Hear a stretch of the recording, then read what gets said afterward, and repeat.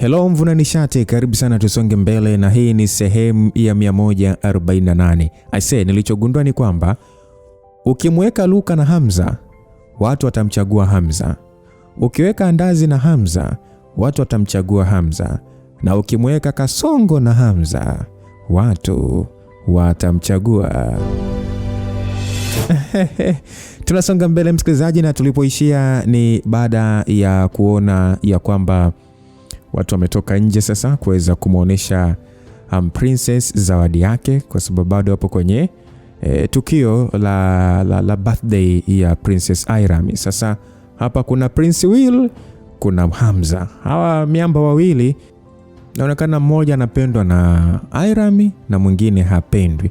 Ambaye hapendwi ni kipenzi cha wazazi, ambaye anapendwa ni kipenzi cha Irami mwenyewe. Sasa tunasonga mbele, lakini asanteni kwa kura zenu, maana inaonekana nyie watu kwa kupiga kura kuhusu story ipi itoke hamjambo.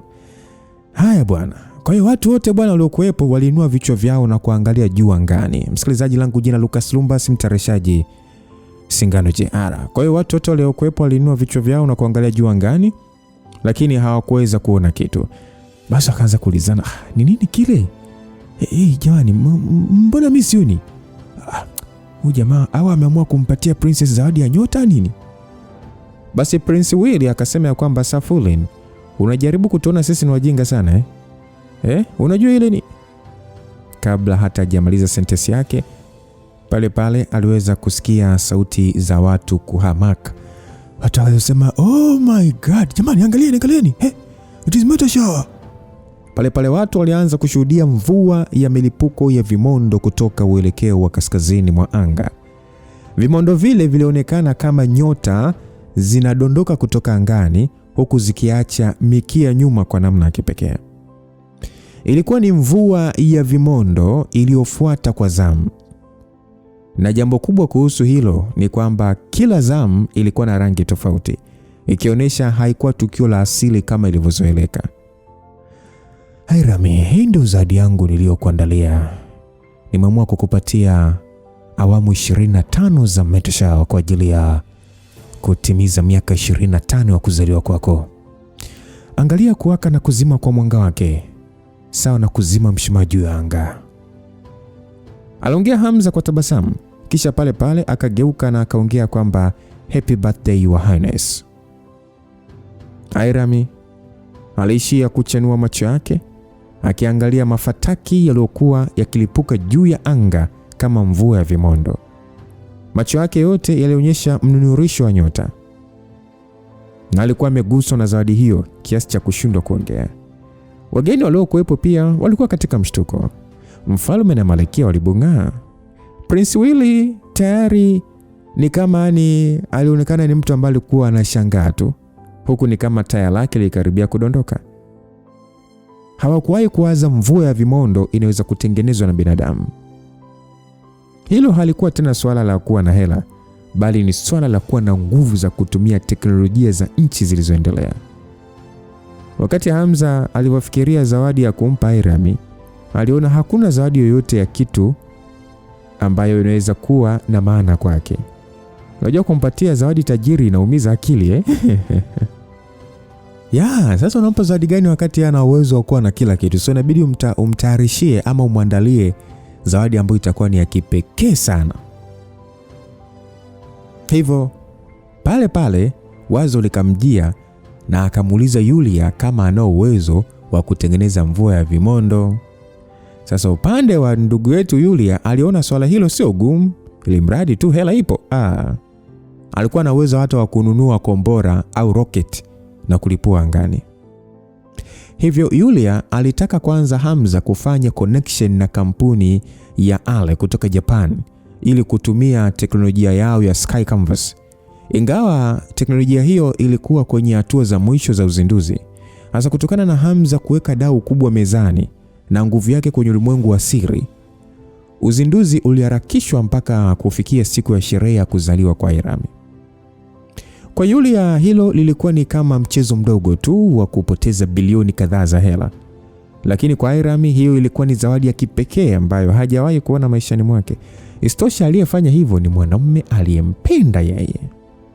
Aina hiyo ya kuridhika na furaha ilimfanya Hiram kuhisi kizunguzungu, huku moyo wake ukilainika kama barafu mbele ya moto. Mara baada ya awamu 25 za mvua ya vimondo kuisha, ikiwa na maanisha ya kwamba Uriah kutimiza miaka 25, iliwachukua muda wageni wote kutulia hisia zao. Mara baada ya kumwangalia Hamza tena, walijikuta wakijawa na heshima za shauku kubwa na kumtaka kumfahamu Hamza ni nani hasa. Ingawa baadhi yao walifahamu uwezekano wa kutengeneza kitu kama hicho, walielewa teknolojia hiyo ilikuwa kwenye hatua za mwanzo kabisa. Hivyo swala hilo halikuwa tu kuwa na hela, bali lilimhitaji mtu mwenye nguvu kubwa ya kulazimisha kampuni kutumia teknolojia yao kwa ajili ya kumfurahisha mwanamke. Sasa Mfalme Ingrid na Malkia Margareti walikuwa katika mshangao wa kushindwa hata kuongea. Muda huo walijutia kabisa kumfukuza Hamza mwanzoni. Zawadi hiyo, hata kwa wao kuwa wafalme ndani ya nchi tajiri kama hiyo, bado wasingeweza kukamilisha kitu kama hicho. Sasa muda huo Prince Will uso ulifubaa. Aligundua zawadi yake ya gari aina ya Super Sport ilikuwa ni kama chuma chakavu mbele ya kila alichofanya Hamza. Kwa sababu zawadi yangu tayari imekwisha kukamilika, ni muda wa sisi kuondoka, aliongea Hamza, ambaye alichotaka kufanya kimekamilika na alikuwa ameshagawa baraka alizohitaji. Kumbukeni hapo walikuwa wameshatimuliwa Hamza pamoja na Sally. Kwa hiyo kabla hawajaondoka ndo akaomba mpatie kwanza princess zawadi. So hata hivyo ghafla tu Hiram aligeuka na kisha akamkumbatia Hamza. Akainua kichwa chake na kumbusu Hamza mdomoni. Swali hilo lilikuwa ni la kushtua zaidi kuliko mvua ya vimondo iliyotokea sekunde zilizopita, kwani lilikuwa ni jambo ambalo wageni hawa hawakutegemea. Ni kama kila mtu alikuwa akijiuliza, imekuwaje huyu princess aliyejulikana kwa aibu na kutokuongea ghafla tu kuamua kumbusu mwanaume mdomoni? Sasa Mfalme Ingrid na Malkia walishindwa hata kujua kama yule aliyekuwa mbele yao ni binti yao. Upande wa Prince Will, uso wake ulishageuka wa blue kwa kushindwa kuvuta hewa. Yaani mwili wote ulikuwa umemtetemeka kwa hasira. Sally upande wake alishia kukunja sura tu, huku akishindwa kabisa kujua cha kufanya. Busu hilo la ghafla lilimduaza Hamza. Ilikuwa ni rahisi kwake kukwepesha jambo hilo, lakini kwa sababu lilitokea kwa mwanamke mrembo kama Hiram, ilimfanya ni iwe ngumu kwake kufanya maamuzi haraka. Kwa maneno mengine, Hamza mwenyewe hakuwa akijua kama akwepeshe au atulie tu. Muda ambao hajapata jibu la swali hilo, wote tayari walikuwa wakidendeka. Unajua kuna ile kisi ya mmemalizana alafu kuna ile ya kubadilishana mate, yani ile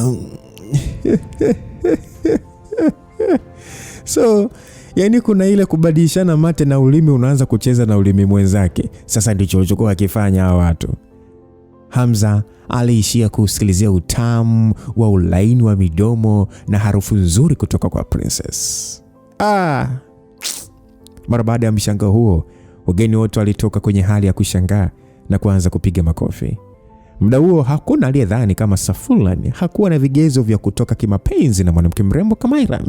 Afistoshe alishathibitisha mara mbili nguvu yake ya pesa kwa wao wote. Mara baada ya kuona wageni wakianza kupiga makofi kupokea penzi hilo jipya, upande wa wazazi wa Hiram wasiwasi ulizidi kuwajia usoni. Hiram kichwa kilikuwa kimewaka moto na alishindwa kabisa kujizuia.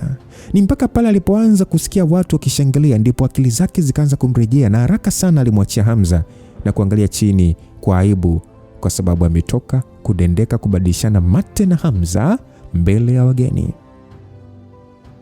Akiwa ameinamisha kichwa chake, uso ulikuwa umeiva kama shofaa.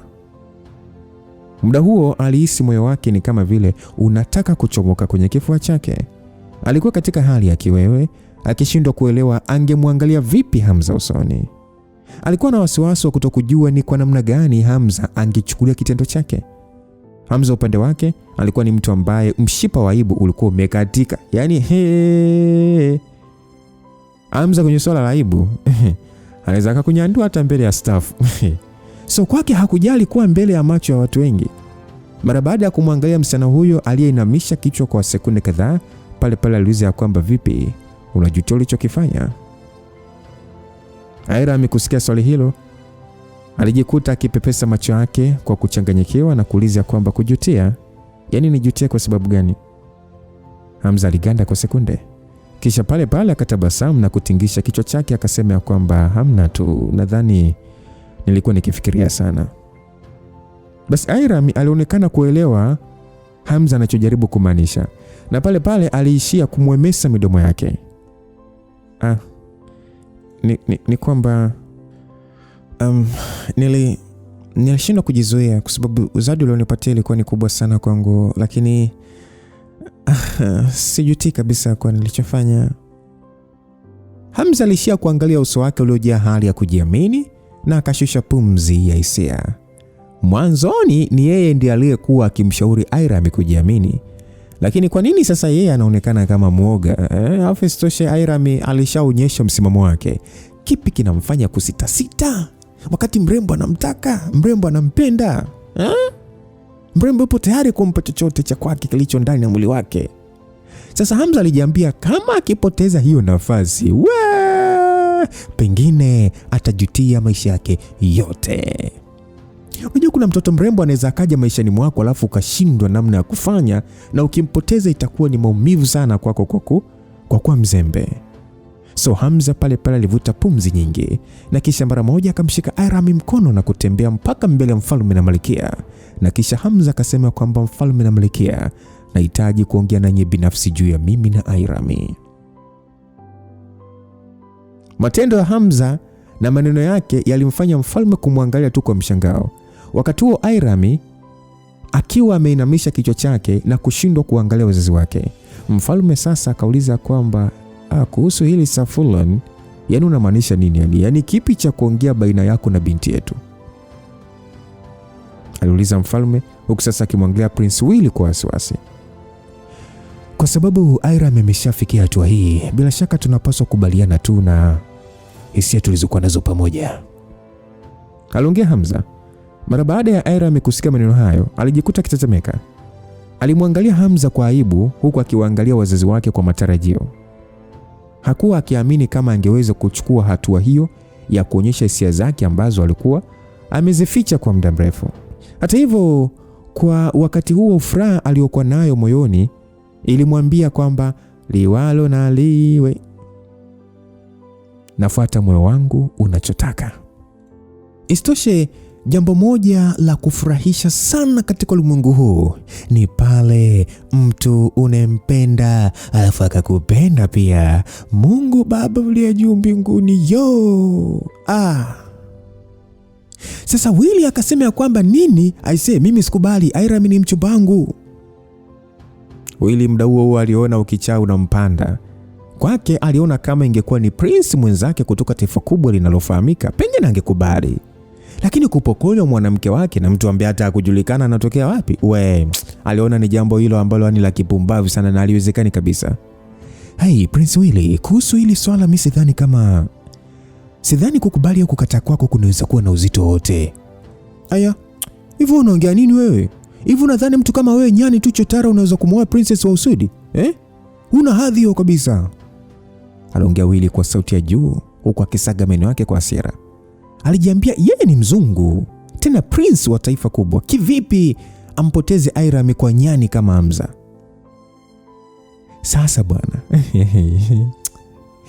watu wengi waliokuwepo hapo walijikuta wakikunja sura. Ukweli ni kwamba asilimia kubwa ya wazungu walikuwa ni wabaguzi wa rangi vibaya mno. Tunakubaliana kwenye hili mwanangu, atubishani hapa. Ni wabaguzi wa rangi vibaya mno. Ni kwamba tu hawakuonyesha waziwazi. Sasa mwamba Hamza akasema kwamba sitarajii na sijatarajia prince kama wewe unaweza kuwa mbaguzi wa rangi namna hiyo. Airam naye alikuwa katika hali ya masikitiko kwa sababu hakutegemea Willy angekuwa na tabia hiyo ya kuita watu weusi nyani. Sasa mfalme akasema kwamba inatosha sasa, inatosha. Hili swala tuachane nalo kwa sasa. Sherehe hii imemalizika kwa leo, tukishatulia tutaongelea hili swala vizuri.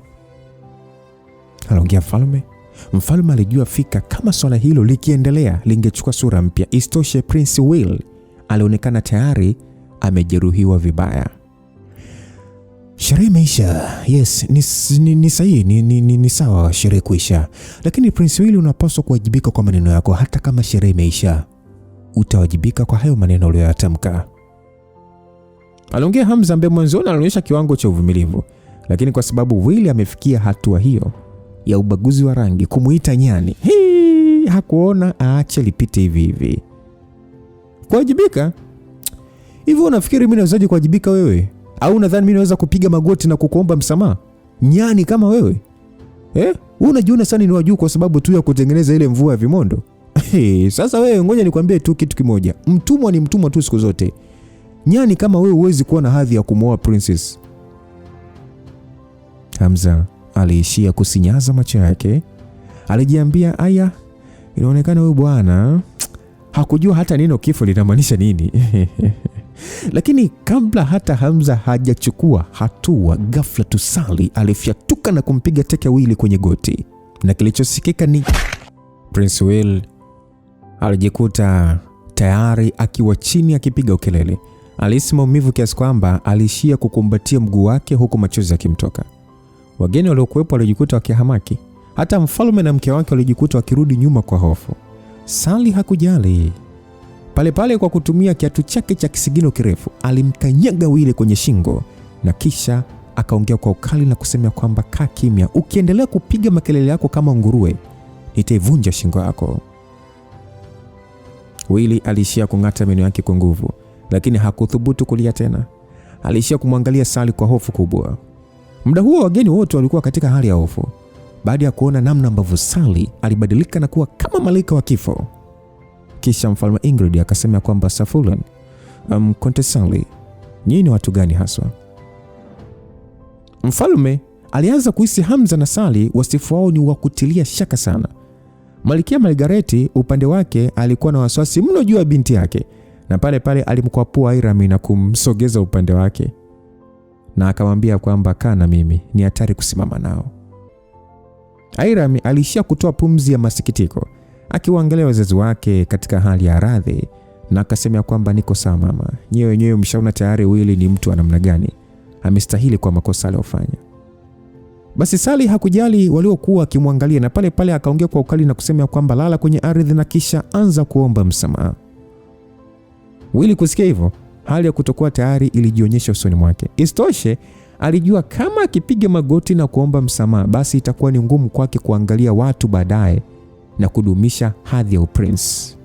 Sally akasema kwamba hutaki, sio? Hautaki? Hautaki? Basi kufa. Anaongea Sally, na pale pale alimuongezea teke kwenye mguu mwingine. Kilio cha Will kilisikika kwa kujirudia na kufanya watu waliokuwa wakishuhudia tukio hilo kuhisi ubaridi ukiwapitia mgongoni mwao. Basi Will akasema kwamba naomba msamaha Sawadi. Nilikosea. Nilikosea zamani. Prince alianza kulia. Na alikuwa ameishi maisha ya ufahari tokea akiwa mdogo na hakuwahi kupata changamoto zozote. Kitendo cha kupigwa na kuanza kulia kilikuwa ni kikubwa kwake. Na alijikuta akishindwa kujizuia tena na kuanza kumwomba Hamza msamaha kwa kupasha viganja huku akilia. Basi bwana, mara baada ya mfalme na malkia kuona jambo hilo, walizidi kuwa na wasiwasi. Walishindwa kujua itakuwaje kama ufalme wa Belgiji ukijua swala hilo. Walijua moja kwa moja uhusiano baina ya nchi zao mbili unakwenda kushuka sana. Sasa mfalme kwa sauti kubwa akasema kwamba haraka mtu aje amchukue prince kwenda hospitalini. Lakini muda huo huo Hamza na Sally walijawa na hali za mashaka usoni mwao na kuangaliana. Sasa ulitokea pale mtikisiko mkubwa wa ardhi ukiwa na sauti ya kushangaza kama vile dunia inatitia. Majengo ya kifalme ya eneo hilo yalionekana pia kutingishika kwa nguvu kama vile kulikuwa na tetemeko la ardhi. Sasa watu walianza kuulizana, kivipi tena tetemeko la ardhi linatokea wapi hili tena? Wageni walijikuta wakiwa katika taharuki. Ingawa walikuwa ni watu wa heshima kubwa kwa jamii, bado walikuwa binadamu tu. Wote walijikuta wakipaniki kwa hofu. Sasa mfalme na malkia mara moja walijikuta wakimzingira Irami. Malkia akasema kwamba baby, usiogope, ili mradi tukiwa eneo la wazi hakutakuwa na tatizo mwanangu. Tulia, usiogope. Alongevo Malkia akimtuliza Airam kwa sababu si alijua kwamba mtoto wake ni muoga. Mfalme naye akasema kwamba walinzi, haraka simameni watu wasikimbie ovyo na kusababisha madhara zaidi. Waambie watulie. Basi Airam upande wake hakuwa na oga. Kumbukeni huyu ni rais.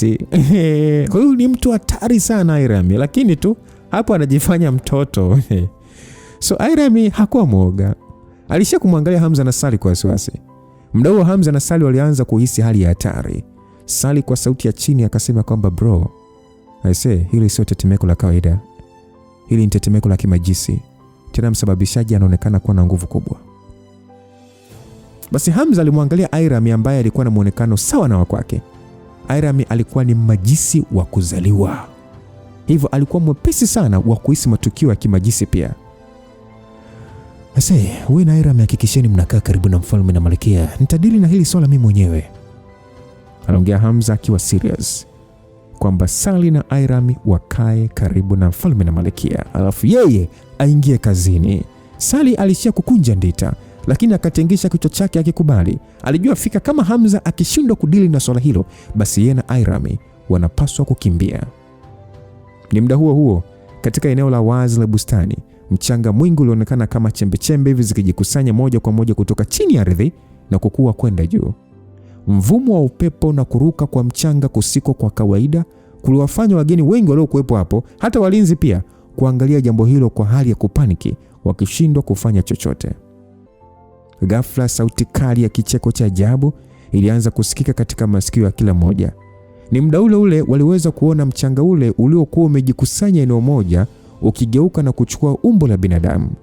Mwanaume aliyeonekana kuwa na makadirio ya miaka 50 kwenda 60, mwembamba na kipara hivi, huku uso wake ukifanana na wangedere.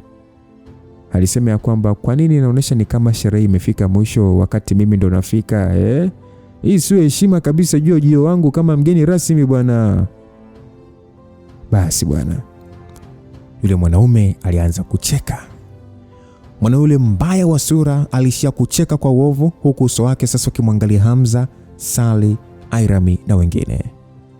Basi mfalme aliyesimama mbele ya Airam aliuliza kwamba who are you? Oh, me? Allow me to introduce myself. I'm called King of Earth. And speaking of which, we are still gorgeous. You're the king and I'm the king. Aliongea kimaanisha kwamba yeye anafahamika kama mfalme dunia na washirika, kwa sababu yeye ni mfalme, hata yeye mwenyewe ni mfalme, kwa hiyo wote ni wafalme. Upande mwingine Sally na Hamza mioyo yao ilitetemeka, ni kama walivyotarajia kutoka kwa mwanachama namba 5 wa utawala wa Magedon Shakiamun aliyefahamika kwa jina la Dunia. Oya, mnakumbuka kule baada ya mama yake Hamza kushindwa kumshawishi Hamza ambaye ni mtoto wake kufanya kile ambacho Magedon alikitaka, si ndio? Sasa kule kwenye ramani yao wakaona ya kwamba mama ameshindwa kufanya kile alichomwagiza. Na tukumbuke huyu mwamba namba 5 ni mkubwa kuliko mama yake Hamza. Sasa na ndiye aliyekuja. Kulingana na intelijensia walioipata kutoka kwa Victoria, Dunia aliitwa kwa jina hilo kwa sababu umajisi wake umebobea kwenye ardhi, na ndio maana alikuwa mwepesi kusababisha tetemeko la ardhi. Swala kubwa ni kwamba alikuwa na uwezo wa kugeuza kila kitu kilicho juu ya uso wa dunia kuwa silaha yake. Alikuwa pia na uwezo wa kutengeneza umajisi wa kikani. Ingawa muonekano wake ulikuwa ni wa kutisha kama mzuka, na pia maneno yake yalionekana ni kama ya mkurupukaji tu, nguvu zake hazikuwa kitu cha kuchukulia hivi hivi. Sasa mfalme akauliza kwamba mfalme wa ardhi, unafanya nini hapa? Dunia akasema kwamba usiwe na wasiwasi, mimi sijaja hapa kwa ajili yenu.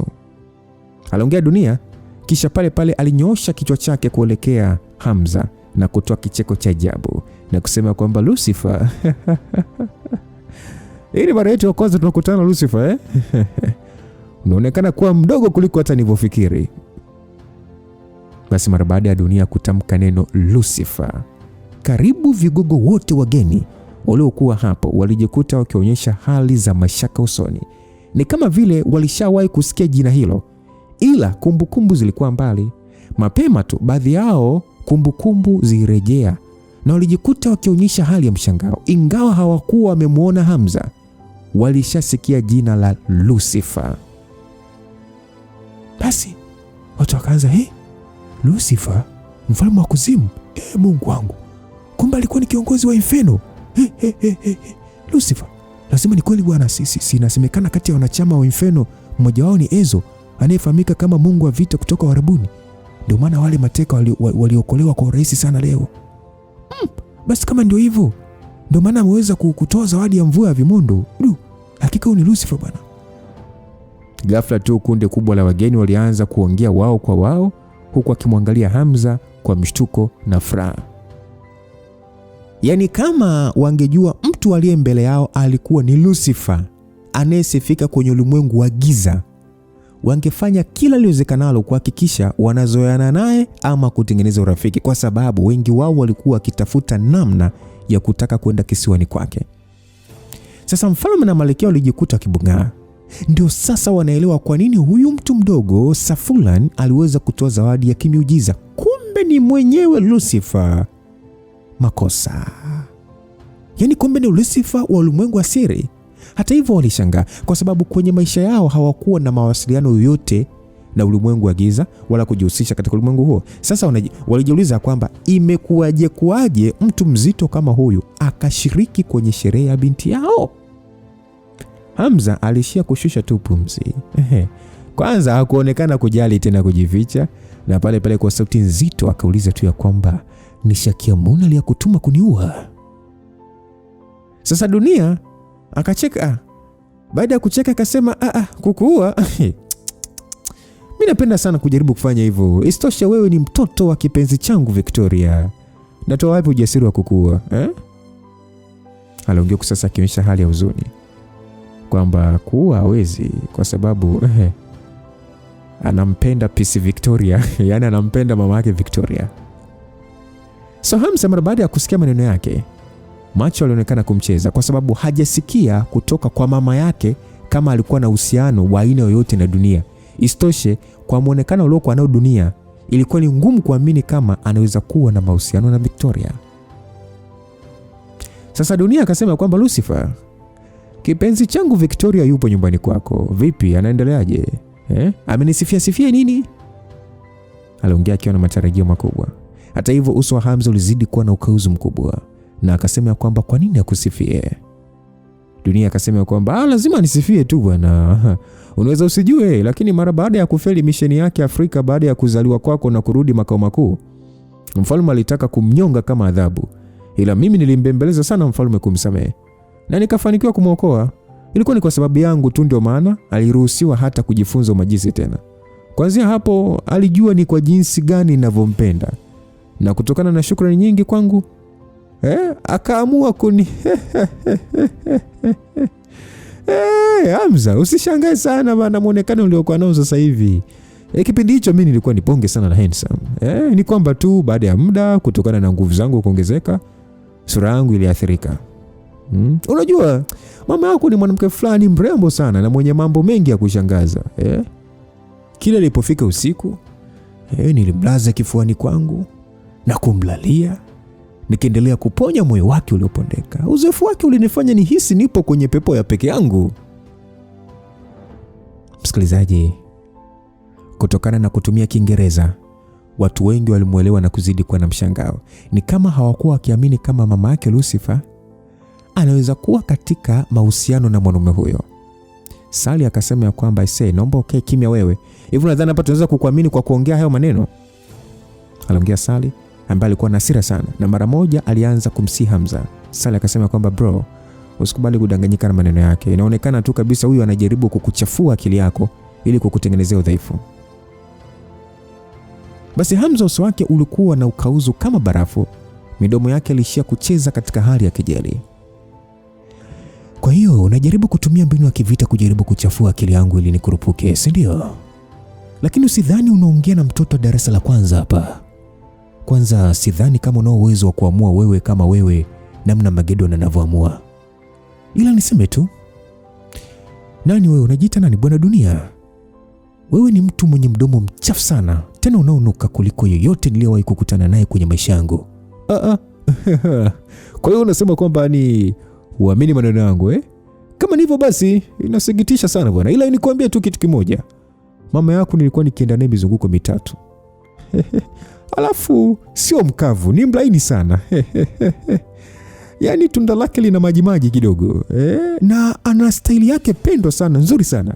Nzuri mno. Yaani alikuwa Kabla ya kumruhusu bwana huyo kuendelea kuongea pumba, uso wa Hamza ulibadilika mara moja na ukali wake ulikuwa ni kama giza la masika.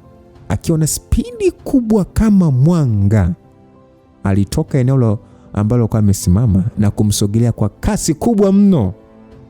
Kitendo cha Hamza kutokea mbele ya Dunia, pale alimpiga bonge moja la ngumi. Alimpiga ngumi moja nzito kichwani, lakini kilichotokea kiliwashangaza watu, kwani hakuonekana hata tone la damu likimwagika licha ya kishindo kizito kusikika. Kilichoonekana ni kiwingu cha mchanga na vumbi kikisambaa kila upande.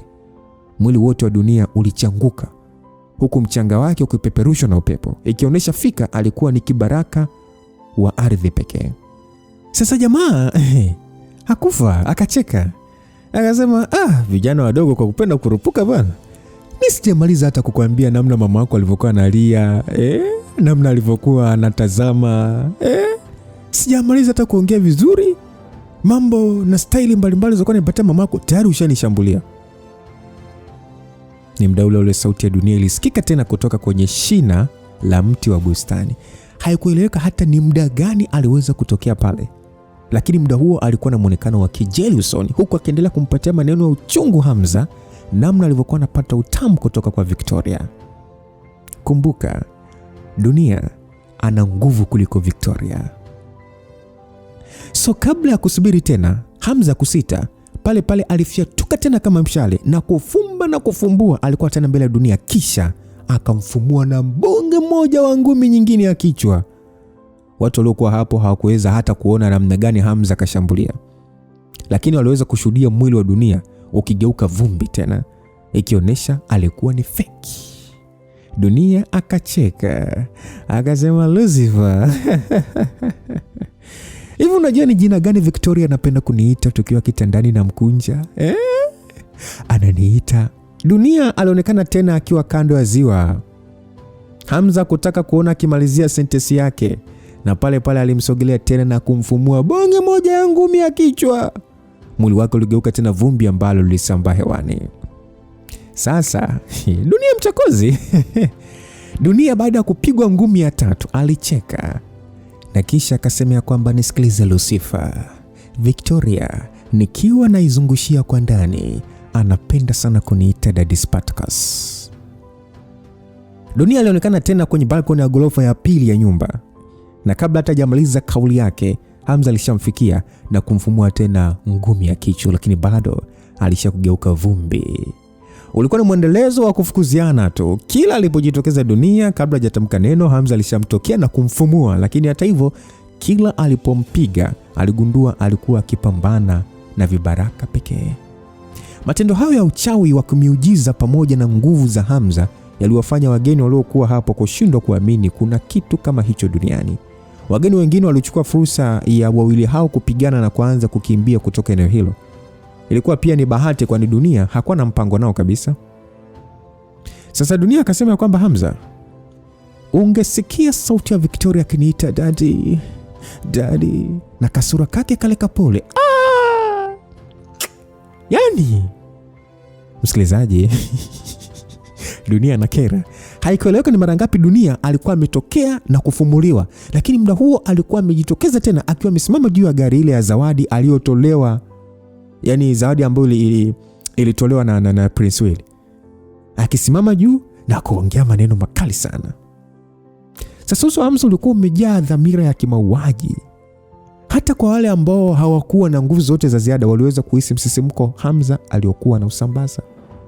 Dunia wala hata kujali, alikuwa anaendelea kumwambia Hamza maneno makali namna Victoria alivyokuwa anaifinyia kwa ndani. Hamza mdau aliona hapaswi kuruhusu adui kutawala akili yake, lakini bado alikuwa na hasira sana. Kimsingi hakupaswa hata kukasirika, kwa sababu amekutana na Victoria mara moja au mbili tu na hakuwa na kumbukumbu zote naye za mama na mtoto. Hata hivyo, kuzaliwa naye kulikuwa ni kama mnyororo wa damu ambao hawezi kuvunja hata iweje. Na kwa hilo tu alijikuta kikasirika sana. Yeye na Victoria pengine wanaweza wasiwe mama na mtoto kwa hali ya kawaida, au pengine anaweza asimwite mama maisha yake yote, lakini haikumaanisha kwamba anaweza kuvumilia. Ni muda ule ghafla tu silaha ndefu ilionekana mikononi mwa Hamza. Aliinua juu na kisha akaifyatua, na pale pale wimbi zito la nguvu ya kusudi lilifyatuka na kumshambulia Dunia. Spidi ya pigo la kusudi ilikuwa ni kubwa kuliko Hamza mwenyewe, hivyo nguvu yake ya kushambulia ilikuwa ni kali vile vile. Basi Dunia alipasuliwa na shambulizi hilo. Mwili wake ulitenganishwa vipande viwili. Hata hivyo, kilichotengana ni vumbi pekee lililochanganyikana na takataka za mpasuko wa gari ya kifahari. Mara baada ya Prince Willy aliyekuwa kwenye ardhi kuona tukio hilo, moyo ulimuuma. Gari yake si imepasuliwa kwa sababu jua alikuwepo Dunia, lakini hakuthubutu kuonyesha ishara yoyote ya kutoridhika. Ukweli mpaka muda huo alikuwa akiomba kutoka tu hapo akiwa hai. Basi Dunia akaendeleza kejeli zake, akasema ya kwamba inasikitisha kuona gari nzuri kama hii imeharibiwa na shambulizi lako. Uharibifu wa hela tu. Aliongea Dunia alijitokeza kwenye shina la ua pembeni. Muda huo Hamza alikuwa hata akiona uvivu wa kumfukuza nyuma na mbele. Aligundua kwa spidi yake ya kawaida asingeweza kumpata bwana huyo katika mwili wake halisi. Ndani ya sekunde tu Hamza aliweza kuita rundo la silaha kutoka kwenye ulimwengu wa pete. Wingi wa silaha hizo uliojaza anga ulifanya kila aliyeangalia kuwa katika mshangao mkubwa wa kutokuamini. Hata hivyo, muda huo silaha hizo zilikuwa zimebeba dhamira ya Hamza ya kuua na kufanya msisimko wake kuwa kila mahali. Mjongeo wa silaha. Kitendo cha Hamza kuwaza sentensi hiyo, aliinua kidole chake na kunyoosha kuelekea shingo ya Dunia, na pale pale silaha ile ilifyatuka kama ndege za kivita na kulenga shingo ya Dunia. Kibaraka wa Dunia aliharibika kwa mara nyingine na kuacha vumbi. Lakini muda huo Hamza alifyatuka tena na kutua juu ya paa la jengo. Awamu hiyo Hamza hakumpa Dunia hata nafasi ya kuongea, kwani silaha zilikuwa kila mahali zikitii mawazo yake tu. Muda mfupi tu silaha za Hamza zilionekana kana kwamba zinaofahamu, zikionyesha mjongeo wa kivita, zikimsaka kila kona Dunia anakojitokeza na kumharibu. Ndani ya muda mfupi tu Dunia alishindwa kutokea tena, na wala maneno yake ya maudhi hayakusikika tena. Hata hivyo, wakati watu walidhani pengine Dunia ameogopa, pale pale waliweza kusikia sauti ya ngurumo ikisikika ikisema kwamba uvungu wa ardhi ya kuzimu. Kutoka kila pande, ghafla tu ardhi na mawe vilifyatuka na kwenda angani vikibeba nyasi pamoja na miti. Ilikuwa ni kama vile mawe hayo na ardhi imeshinda kani ya mvutano wa Dunia na kuanza kuelea angani. Ndani ya sekunde tu mawe yale na ardhi iliyochimbuka kutoka chini ilimwangukia Hamza aliposimama kwa namna ya kumfikia. Kutokana na mawe kusambaa eneo kubwa, Hamza hakuwa kabisa na uwezo wa kukwepa. Alishia kujaribu kutumia nguvu ya kusudi kuharibu mchanga na mawe hayo, lakini bado alishindwa kuharibu yote. Ni kitendo cha sekunde 3 tu. Hamza alikusanya zile silaha zake zote na kuziweka juu yake na kuanza kukinzana na yale mawe. Kilichosikika ni vyuma kulia vilivyoambatana na mtikisiko mkubwa wa ardhi uliotengeneza shimo lililomeza Hamza na kufukiwa na mawe yale na mchanga kwa namna ya kutitia ndani. Ilikuwa ni kitendo cha kushangaza tu. Tayari Hamza alizikwa mzima kwenye ardhi, yani chini ya ardhi kabisa. Sala alijikuta akiita Prince. Mara baada ya kuona tukio hilo, uso ulimfubaa. Alipotaka kwenda kutoa msaada, alikumbuka Hamza alimwambia akae pembeni, hivyo aliona avumilie na kukumbusha msikilizaji, Dunia ana nguvu kuliko mama yake Hamza. Alijua Hamza asingeweza kushindwa na pambano kirahisi namna hiyo, na kama akiingilia moja kwa moja ingemtengenezea Hamza ugumu wa kupambana. Isitoshe, tayari ameona kulikuwa na pengo kubwa la uwezo kati yake na Dunia. Muda huo Dunia alijitokeza tena kwenye sanamu la mnyama swala, na kisha akaongea tena akasema kwamba ni kama nilivyotarajia jamani. Lucifer hawezi kufa na shambulio la namna hii jamani, lakini kuminywa na mawe namna hiyo lazima anapata shida. Lucifer, endelea kufurahia maisha ndani ya uvungu wa ardhi. Ukitosheka wewe niambie tu, tuongee habari za kusisimua za mimi na Victoria, namna anavyoifinyia kwa ndani. Basi mara baada ya kuongea hivyo, dunia pale pale aligeuka na kuanza kutembea kumsogelea mfalme alipo. Ukweli mfalme alitaka kuondoka na familia yake muda mrefu. Hata hivyo machafuko hayo yalikuwa makubwa mno, hivyo waliogopa kurupuka kuondoka. Hiyo pia ni kutokana na bado kulikuwa na wageni waliobakia. Waliona pengine wakikimbia wanaweza kushambuliwa kwa nyuma na kupoteza uhai. Sasa mfalme alionekana kutetemeka, akasema kwamba wewe unataka kufanya nini? Aliuliza mfalme kwa namna ya kutetemeka kwa mara ya kwanza kwenye maisha yake, akihisi kutokuwa na nguvu yoyote. Dunia akasema usiwe na wasiwasi, mimi si wageuzi wanaume wenzangu, naomba tu usogee pembeni unipatie binti yako. Ingrid kwa sira alisema kwamba binti yangu, huku sasa akiwakumbatia Irami na Margaret kwa wasiwasi. Sasa mfalme akasema ya kwamba hivi unajua ni nini kitatokea ukijaribu kumdhuru princess wa taifa huru? Dunia alitabasamu akasema kwa hiyo inamaanisha uelewi lugha ya kibinadamu ama sio? Alafu kwanza princess, utaendelea hadi lini kujificha nyuma ya wazazi wako? Aliongea Dunia akiwa na tabasamu la uovu. Oya msikilizaji, tunaelewa mimi na wewe Irami ni mtu mwingine kwenye ulimwengu wa siri, ila wazazi hawajui. Sasa mwamba hapa anataka kuchana mkeka. Irami alishia kukunja ngumi tu, huku macho yake akiwa na hali ya kusita. Lakini muda ule ule, mara tu eneo ambalo Hamza alikuwa amezikwa kwenye uvungu wa ardhi palianza kutikisika, huku mawe yakiruka kwenda juu. Baadhi ya silaha ambazo zilikuwa zimedondoka chini ziliinuka upya na kuanza kutoa milio ya sauti ya mluzi kama vile zinasuguliwa na upepo. Macho ya Sali alichanua. Alijua Hamza tu ndiye alikuwa na njia ya kujinasua kwenye uvungu huo wa ardhi. Macho ya Dunia alishia kuchanua na kisha ukauzu ukazidi kuongezeka usoni, akasema aisee, huyu mtoto msumbufu sana. Mara baada ya kuongea hivyo, pale pale aliamsha mawe mengine ya bustani na kuyakusanya katika eneo alilomzika Hamza. Hata hivyo, muda huo silaha zilizokuwa zimeamka hewani zilianza kutingishika kwa nguvu. Na wakati huo eneo lile la uvungu wa ardhi nalo lilianza kutetemeka. Ghafla tu kishindo kizito kilitokea na mawe yote yalisambaratika kutoka eneo lile la uvungu. Na Hamza alichomoza kutoka ndani yake akiwa na mwili wote umejaa vumbi. Ingawa Hamza alikuwa na vumbi, hakuwa ameumia hata kidogo.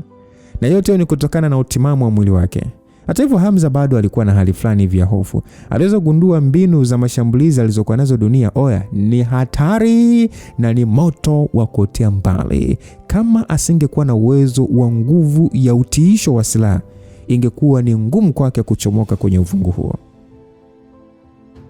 Kilichomfanya Hamza awe na hisia za hofu ya hatari sio kwa sababu eti Dunia alikuwa na nguvu kubwa sana, bali kutokana na mashambulizi yake ya hovyo tu yanayoendana na uharibifu wa mazingira.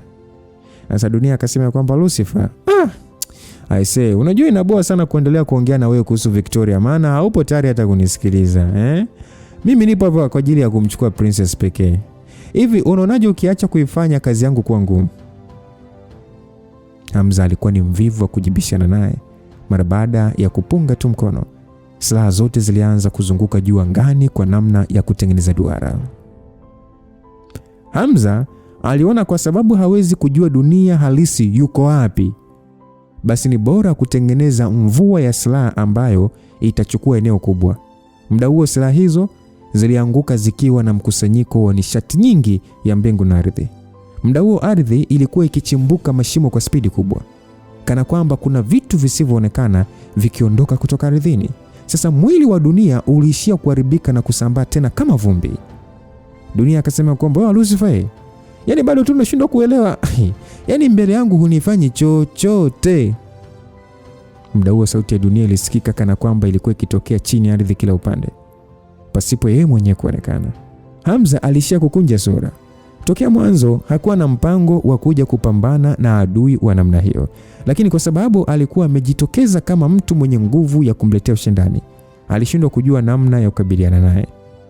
Hamza aliona kama angekuwa na uwezo wa kujua eneo la uhakika lipo Dunia, basi ingekuwa ni rahisi kwake kushambulia. Ni sekunde hiyo hiyo dunia alionekana kufanya shambulizi. Vumbi liliamka kutoka ardhini na kujikusanya eneo moja, na ghafla mawe yenye ncha zilizopinda kama meno ya tembo yalianza kuchomoza kutoka ardhini kila mahali. Eneo kubwa lilifunikwa na kuchomoza kwa spidi mishale kama mikuki kutoka ardhini. Eneo ambalo Hamza alikuwa amesimama ndilo lilokuwa na mchipuko mkubwa wa mapembe hayo, yakimshambulia tabaka kwa tabaka yakitaka kumchoma. Hamza yeye alishia kukanyagia silaha yake na kutumia utiisho wa silaha kupaa angani.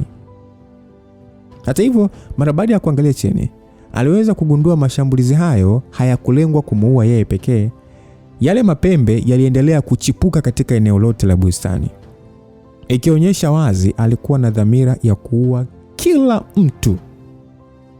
Ndani ya sekunde tu, watu wengi wa kawaida ambao hawakukimbia walitobolewa na mapembe hayo ya kichawi na kuishia kutoa vilio vya kusaga meno. Damu nyingi zilimwagika kwenye ardhi, na watu hao walikufa mara moja, huku mili yao ikining'inia hewani. Walionusurika ni waliokimbia. Basi mfalme kwa nguvu akasema kwamba tukimbieni. Hawakutaka kujali kitu kingine muda huo. Hata kama kukimbia ilikuwa ni hatari, waliona ni bora kuliko kusubiri vifo vyao. Lakini muda ule ule mapembe yalianza kuchomoza ni kama kwa kuwazunguka mfalme na familia yake. Malkia alitaka kumtahadharisha mume wake, lakini alikuwa amechelewa, kwani alishuhudia pembe likiamka na kutaka kumchoma.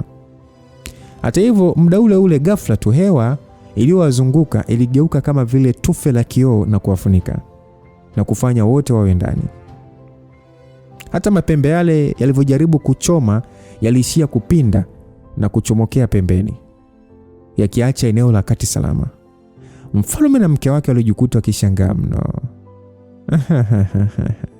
Ilikuwa ni kama vile walikuwa ndotoni. Mara baada ya akili zao kurejea, waliishia kumwangalia binti yao kwa hali ya kutokuamini. Muda huo Airam alionekana akichezesha mikono yake na kufanya anga lile la ngao ya kioo kupotea. Na kisha mfalme kwa kumaka akasema, "Darling, imekuwaje?" Malkia alikuwa ameziba mdomo wake kwa mshtuko, akimwangalia Airam kwa namna ya kuduaa.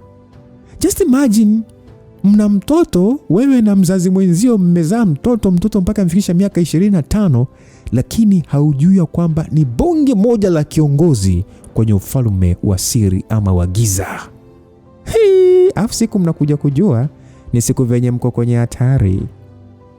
Hata Prince Will aliyepona chupu akiwa chini ya ardhi alishia kumwangalia Airam kwa mdu wao wa aina yake, akijiuliza yaani hii ndio pisi niliyotaka kuioa?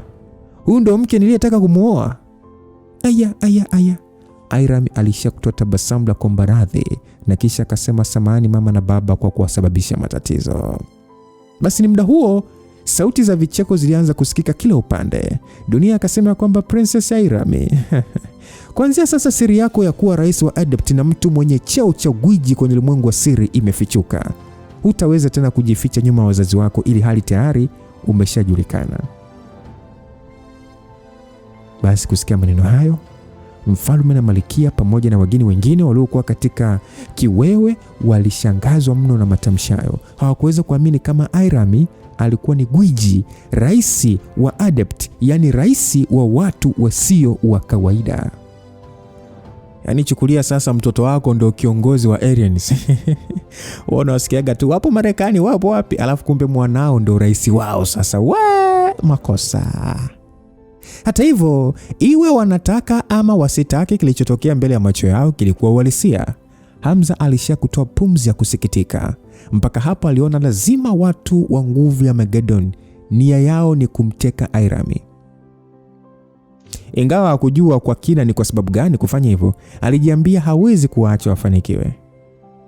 Hamza hata hivyo alijua Airam alikuwa amezaliwa na uwezo halisi wa kimajisi. Kwa lugha nyepesi, wakati wengine wakijifunza uchawi, upande wa Airam yeye alizaliwa na uchawi uliolala ndani yake. Yaani wakati wengine mnajifunza kuitafuta leseni ya kuendesha magari, Airam tayari alizaliwa akiwa ni dereva. So Hamza hakujua Airam anaweza kuwa na nguvu kiasi gani endapo nguvu zake zote zitaamshwa. Kwa vyovyote vile alijua kama Irami akiamsha uwezo wake, yani akiamsha ni kuamsha kwa uwezo wake mkubwa ama kuamsha ule uwezo aliozaliwa nao, basi atakuwa na uwezo wa kutisha. Kitendo cha kuamsha huo uwezo wake, atakuwa na uwezo wa kutisha. Na kama atakuwa chini ya udhibiti wa Armageddon Shakyamuni, lingekuwa ni bonge moja la tatizo kubwa sana. Sasa ni muda huo Irami ni kama ameamua na yeye sasa kuingia vitani. Alisogea mpaka eneo la kati, huku mwili wake ukififia kama picha ya TV ya chogo. Ni muda ule ghafla tu mavazi yake yalibadilika na alionekana sasa mtu aliyevalia joho la kimajisi lenye kofia iliyoziba uso wake, na kisha akasema kwamba sio kama najaribu kuficha uwezo wangu, ni njia ninayoona pekee ya kulinda wazazi wangu. Sasa muda huo, mara baada ya kila mtu kuona mabadiliko ya kimiujiza ya Irami, hatimaye watu waliamini kwa hakika alikuwa ni President Air. Malkia na mfalme walikuwa na hisia zisizoeleweka usoni mwao. Hali ya kuchanganyikiwa, mshtuko, furaha na majonzi vilionekana. Binti yao ambaye wamemlea tokea akiwa mdogo, mbele yao alikuwa ni kama mgeni. Binti waliyemlea tangu anatambaa, leo ni kama mgeni. Aina za hisia walizohisi ni wachache sana wanaweza kuwa nazo maishani. Sasa dunia akasema, kumbe kama ni hivyo, sasa unaonaje ukitumia njia nyepesi zaidi ya kuwalinda wazazi wako, Ukikubali kuondoka na mimi hapa na kwenda makao makuu ya Armageddon, wazazi wako watakuwa salama. Nadhani unajua mwenyewe, ili mradi tu sehemu niliopo kuna ardhi na upo juu yake, nina njia nyingi sana za kuwaua. Msikilizaji, naomba niweke msisitizo. Awamu hii, Armageddon awamu hii kamtupia Hamza fupa asiloliweza. Sasa Irami alikuwa katika hali ya utulivu huku akiangalia uchafuzi wa mazingira uliosababishwa na vita hiyo. Irami akasema kwamba uwezo wake wa kimajisi wa kutawala elementi za ardhi ni mkubwa sana, lakini wewe si majisi pekee kwenye dunia hii ambaye unaweza kugeuza mwili wako usionekane. Kila mtu ana udhaifu wake. Hata kama unaweza kuupunguza udhaifu huo kwa kujifua kimazoezi, bado huwezi kuuondoa kwa 100%. Baada ya Irami kuongea hivyo, alimwangalia Hamza kwa namna ya kumwashiria kitu fulani kwa macho. Hamza muda ule moyo wake ulitetema mara baada ya kufikiria kitu na kuelewa alichomaanisha Irami. Hatimaye midomo yake alicheza kwa namna kutabasamu. Dunia akasema kwamba kwa hiyo inamaanisha kwamba President Air umekwisha kujua udhaifu wangu, si ndio? Irami akajibu, unaweza kujaribu tuone kama niko sahihi au la. Mara baada ya kimya kifupi, Dunia alishia kutoa muonekano wa dhihaka na kisha akasema kwamba basi ngoja tuone kama kweli wewe ni genius kama ambavyo Armageddon Shakyamuni anakusifia. Kabla hajamaliza sentensi yake, pale mawe na mchanga vilianza kujikusanya sehemu moja na kutengeneza umbo la nyoka mkubwa sana. Mzuka wa ule joka ulikuwa na urefu wa mita 30 na upana wa mita 2 mpaka 3. Lilianza kutingishika kwa nguvu na kama vile limepokea pumzi vya uhai. Pale lilifyatua mkia wake kwa nguvu kulenga uelekeo alipo mfalme na Irami. Kutokana na mkia huo wa mawe kuwa mkubwa na mawe yake kuwa mazito, hata kifaru kinaweza kuharibiwa na shambulizi hilo. Sasa wakati huo joka lilivyoutikisa hivyo mkia wake, Irami pale alinyumbulisha elementi za anga na kutengeneza mwanga katika eneo la kulia la bustani. Kisha kwa nguvu akaongea kwamba yule pale halisi. Hamza alikuwa akisubiria jambo hilo kwa hamu sana, kwani pale alifyatuka akiwa na silaha kubwa mkononi na kisha akaifyatua, ikabeba wimbi zito la nguvu ya kusudi. Nguvu ile ya kusudi ilikuwa ikionekana wazi, ni kama mwanga hivi wa panga zito ambao lilionekana kana kwamba linakwenda kutenganisha dunia. Mara baada ya pigo lile la kusudi kutua, ufa mkubwa wa mita zaidi ya 30 ulijitokeza. Mchanga na mawe vililipuka hewani kana kwamba bomu zito limetoa. Wakati huo Hamza akishambulia upande wa Irami, yeye aliimarisha akili yake na haraka sana aliita ngao ya kielement kujaribu kukinga mkia huo wa mawe. Hata hivyo, alikuwa amekwisha kuchelewa, kwani ni ngumu kuzuia pigo hilo kwa ngao pekee. Hivyo pale pale alisimama mbele ya mjongeo wa pigo na kisha akaamsha nguvu yake ya kutawala elementi za dunia ili kujaribu kulidhibiti shambulizi hilo. Oya, kilichosikika I say ni mlipuko wa balaa. Sehemu aliyokuwa amesimama Hiram ni kama kulikuwa na ukuta mzito angani uliojengeka, kwani mawe yale yaligonga na kutengeneza kishindo na kudondoka chini. Hata hivyo, Hiram alionekana kutumia nguvu kubwa mno kujaribu kutengeneza ukuta huo wa kinga mpaka kuweza kuwalinda wazazi wake. Sasa kilichomsaidia pia ni kwamba shambulizi la Hamza alilomfanyia dunia lilimfanya utawala wake wa pigo la mzimu wa nyoka kuishiwa na nguvu katikati. Sasa muda huo eneo lote lilijaa vumbi zito, huku mawe yakisambaa kila mahali. Lilikuwa ni jambo ambalo la kuogopesha sana, na ilikuwa ni vita nzito mno ambayo iliwafanya waliokuwa wakiangalia kuhisi kana kwamba walikuwa ndotoni na walichokuwa akishuhudia hakikuwa uhalisia. Hamza aliyekuwa amesimama juu ya gema aliishia kuangalia eneo la shimo shambulizi lake lilipotua, na aliweza kushuhudia mwanga fulani hivi kama wingu hivi la njano likiwa limetanda. Wakati huo huo alionekana dunia aliyekuwa amesimama, huku sasa amenyoosha mkono ambao umeshikilia kitu kama bangiri hivi iliyokuwa na michoro ya ajabu ajabu tu juu yake. Bangiri ile ilionekana ndio chanzo cha mwanga ule wa njano ambao ulikuwa kama ngao.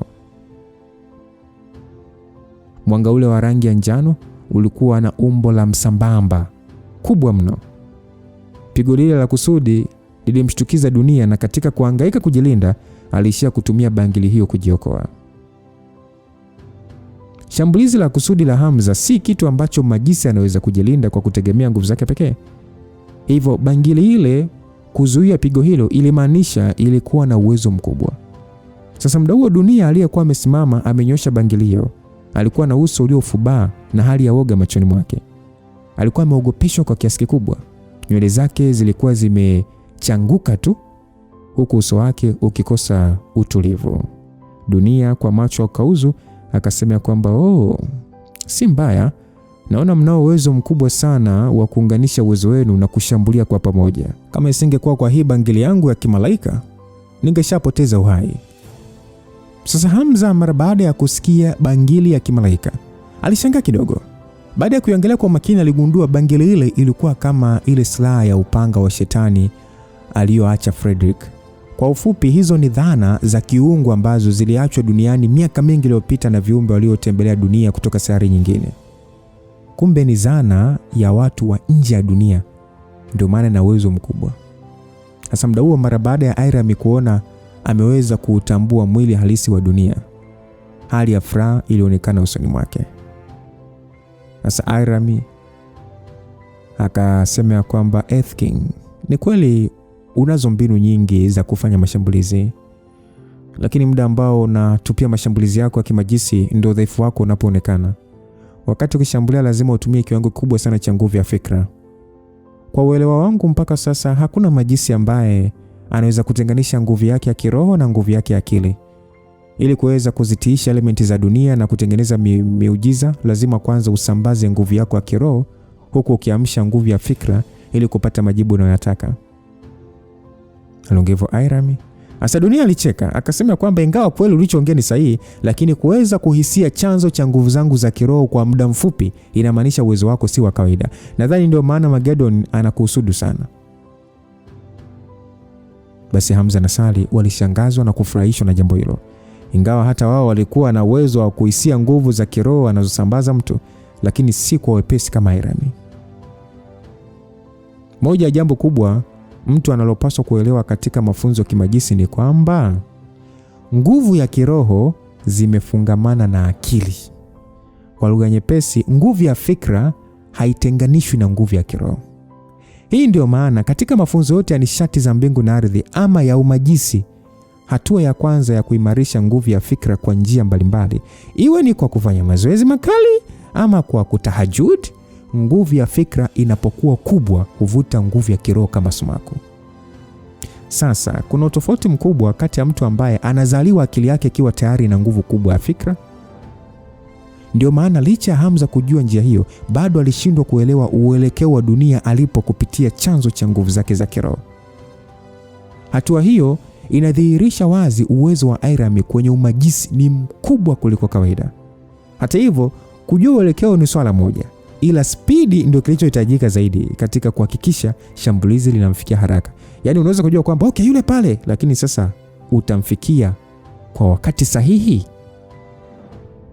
So ni hivyo tu Hamza kutegemea kuona Dunia anamiliki dhana ya kiungu iliyomwezesha kujilinda. Hata hivyo, kwa Hamza, baada ya kugundua mwili halisi wa Dunia, hakutaka kumpa tena muda. Pale pale alinua upanga wake na kisha akaufyatua chini. Muda huo Dunia alikuwa chini ya ufa wa Gema na ilikuwa ni ngumu kwake kukimbia wala kukwepa shambulizi hilo. Mara baada ya pigo lingine kumsogelea, aliinua bangili ile juu yake na pale pale mwanga ulilipuka na kumtengenezea ngao. Pigo la kusudi la Hamza kwa mara nyingine lilizuiliwa na mwanga uliotoka kwenye bangili ile. Na wakati huo huo hata ardhi nayo ilianza kutingishika. Sasa Hamza alishia kukunja sura na kisha akasema kwamba hiyo bangili yako naona ina uwezo wa kunyonya nguvu ya kusudi, si ndio? Dunia akasema kwamba ndio maana yake. Wewe ulidhani unaweza kunishambulia kirahisi tu kwa kutumia uwezo wako pekee, Lucifer? Hebu acha kuchukulia poa uzuri wa mama yako bwana. Aliongea Dunia huku sasa akitoa tabasamu la kejeli. Hata kama ina uwezo wa kunyonya mapigo yangu na kupunguza nguvu, kama siwezi kukuua kwa shambulizi moja, nitakushambulia kwa mashambulizi 100. Mara baada ya Hamza kuongea hivyo, pale pale alifyatua silaha kwa spidi na kuachia mapigo mengi kwa wakati mmoja kana kwamba ni radi. Lakini muda ule ule, nguvu fulani ya mvutano ilianza kutokea chini ya ardhi na kufanya mwili wa Hamza kupata ukinzani. Sio kwake tu, hata kwa watu waliokuwa hapo walihisi kana kwamba Dunia imegeuka sumaku na kukandamiza miili yao kwenye ardhi. Basi muda ambao Hamza aligundua tatizo hilo, ailazimika kuachia pigo la silaha. Ile bangili ya kimalaika iliweza kuzuia pigo la kusudi, lakini muda huo mwanga wake ule wa ngao ulionekana kufifia. Hata hivyo Dunia hakuonekana kupaniki kabisa. Macho yake alichanua na hali ya kejeli na kisha akasema kwamba Lucifer, nitakuonyesha nguvu zangu halisi. Aliongea Dunia kisha pale pale alinua mkono wake mmoja kuelekea kwa Hamza na kisha akasema kneel, yani piga magoti. Ni muda ule Hamza alihisi kana kwamba kuna mtu mwenye nguvu akimlazimisha kupiga magoti. Kadri kani ya mvutano ulivyozidi kumlemea, hata ardhi nayo ilianza kubonyea kwenda ndani. Sasa Hamza alishia kung'ata meno yake huku sasa misuli kimtuna. Alishia kukita silaha yake kwenye ardhi akijaribu kuimarisha mwili wake. Mwisho hakuweza kupigishwa magoti kama Dunia alivyotaka. Ingawa shambulizi hilo mlengo alikuwa ni Hamza, kwa wengine ilikuwa ni ngumu kuhimili nalo. Basi watu wengi waliokuwa wameganda kwenye ardhi walijikuta kilalamika wakisema huyu anashindwa kupumua, wengine wakisema kichwa kinauma. Walikuwa wakitoa vilio. Nguvu ya majisi ilikuwa ni hatari kwa sababu iliathiri mzunguko wa damu kwenye mwili. Kwa sababu damu yenyewe inahitaji nguvu ya mwili kuweza kusambaa upande wa juu wa mwili. Sasa kitendo cha kani kuizuia isitembee kilimaanisha kutengeneza mzigo kwenye moyo na kufanya watu wengi kukosa hewa. Hata hivyo, tofauti na wengine, kani hiyo ilikuwa kubwa sana kumzunguka Hamza. Ni hivyo tu utimamu wa mwili wake ulikuwa ni mkubwa mno kuliko kawaida. Sasa pale pale Dunia alichukua fursa wakati Hamza akihimili shambulizi lake. Alitumia umajisi na kisha akaufifisha mwili wake kuwa vumbi na kutoka kwenye ufa wa shimo. Sasa mara baada ya vumbi lile au mchanga kufika juu ya bustani, kwa mara nyingine ulichukua umbo la binadamu. Alitumia mikono yake tena na akatengeneza shambulizi la kani. Muda ule ni kama vile Dunia ilikuwa ikiporomoka. Hata eneo ambalo Hamza alikuwa amesimama lilianza kutoa nyufa na kutitia kwenda ndani. Hamza mara baada ya kuona eneo lililosimama linatengeneza shimo, alitaka kuruka kutoa upande mwingine, lakini muda huo alihisi kana kwamba ameshikwa na jinamizi. Kwani miguu yake ilikuwa ni kama imefungwa na kamba kwenye Dunia na kushindwa kabisa kuinua juu. Hamza alitaka kufosi kuruka, lakini muda ule ule aligundua nusu ya mwili wake ulikuwa umezama kwa kutitia ndani ya ardhi, huku mwili wake ukifungwa na mawe na mchanga. Dunia naye hakuwa mzembe, kwani pale pale aliongeza nguvu zaidi na ndani ya sekunde tu Hamza alikuwa kana kwamba amemezwa na Dunia na kutokomea chini ya ardhi. Airami na Sally walijikuta wakipiga makelele huku uso ukifubaa. Muda huo waliweza kuhisi nguvu ya kiroho aliyokuwa akisambaza dunia ilikuwa kubwa mara 2 ya mwanzo. Ilionekana bwana huyo alikuwa akificha uwezo wake muda wote. Yaani alikuwa anawalia timing tu, hakutaka kuonesha uwezo wake muda wote huo. Airami alitaka kwenda kumsaidia Hamza kutoka kwenye hicho kisanga hicho, lakini mara baada ya kuwaangalia wazazi wake na watu wengine waliokuwa wakipambana na kukosa hewa, alijikuta hana jinsi ila kutumia nguvu zake za kiroho ili kuwalinda. Kwa sababu akitoka akiwacha tu wazazi wake akaenda kumwokoa Hamza, basi wazazi wanaweza kadedi. Alihisi tu akijiambia kwenye nafsi yake ya kwamba naamini Hamza hawezi kushindwa pambano namna hiyo.